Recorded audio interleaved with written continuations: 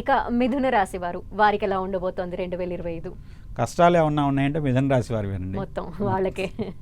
ఎందుకంటే ఈ సంవత్సరం మిథున రాశి వారి ఫలితాలు చూసుకున్నట్లయితే కొంచెం ఇబ్బందులు అధికంగా ఉన్నాయని చెప్పొచ్చు. ముఖ్యంగా గురుడు ఈ రాశిలో ప్రవేశించడం, ధనస్థానంలో కుజస్తంభన. కుజుడు ఎప్పుడు 45 రోజులు ఒక రాశిలో ఉంచి ముందుకు వెళ్ళాలి, కానీ దాదాపు 6 నెలల కాలం పాటు అక్కడే ఉంటున్నాడు.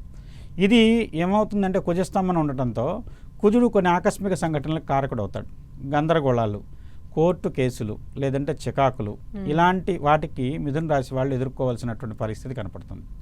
దాంతోపాటు కుటుంబంలో కూడా కొన్ని అపశృతులు కానివ్వండి, భార్యాభర్తల మధ్య చిన్న చిన్న గొడవలు కానివ్వండి, కొన్ని చోట్ల ఎడబాట్లకు కూడా కారణమయ్యేటువంటి పరిస్థితులు కనపడుతున్నాయి. మెయిన్ ముఖ్యంగా వచ్చేసి గురుబలం వాళ్లకు ఎంత ప్రతికూలంగా ఉందంటే అంత ఇబ్బందులు ఉన్నాయి. శని కూడా రాజస్థానానికి వస్తాడు.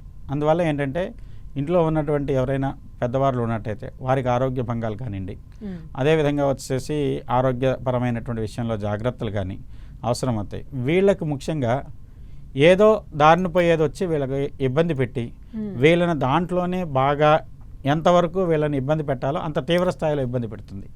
చాలామంది రాజకీయ నాయకులుగా ఉన్న వాళ్ళు కూడా ఈ రాశిలో ఉన్న వాళ్ళకు ఒక రకంగా అత్యంత గడ్డు కాలం అని చెప్పచ్చు, ఏకాకిలుగా మిగులుతారని చెప్పచ్చు.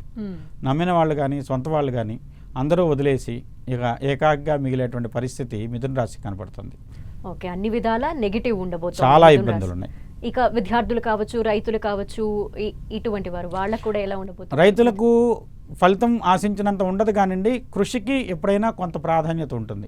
వాళ్ళు 100 బస్తాలు వస్తాయి అనుకుంటారు అనుకోండి, కనీసం 60-70 బస్తాలనే వస్తాయి రైతులో ఉన్న వాళ్ళకి. అలానే విద్యార్థులకు కూడా అదే విధంగా పర్సంటేజ్ అనుకోండి, అంటే మార్కుల పరంగా చూసుకున్నట్టయితే ఉత్తీర్ణత శాతం కానివ్వండి, లేదంటే వాళ్ళు పొందేటువంటి మార్కులు కానివ్వండి, చాలా వరకు కొంత తక్కువ స్థాయిలోనే ఉంటాయి. వాళ్ళు బాగా కష్టపడినా కూడా ఫలితం వాళ్ళు ఆశించిన స్థాయి ఫలితం ఉండదని చెప్పచ్చు. మరి మిథున రాశి వారు 2025లో మంచి ఫలితాలు దక్కించుకోవాలంటే కొంతవరకు ఎటువంటి పరిష్కార మార్గాలు ఉన్నాయంటారు? ముఖ్యంగా వచ్చేసి గురుగ్రహ శాంతి అవసరం. గురుగ్రహానికి పూర్తి శాంతి, దక్షిణామూర్తిని ఆరాధించడం, దక్షిణామూర్తికి తెల్లటి పుష్పాలతోనూ మంచి గంధంతో గంధం లేపనం చేయించి తెల్లటి పుష్పాలతో ఆరాధించినట్లయితే చాలా వరకు గురుగ్రహ దోషం తొలుగుతుంది దక్షిణామూర్తిని.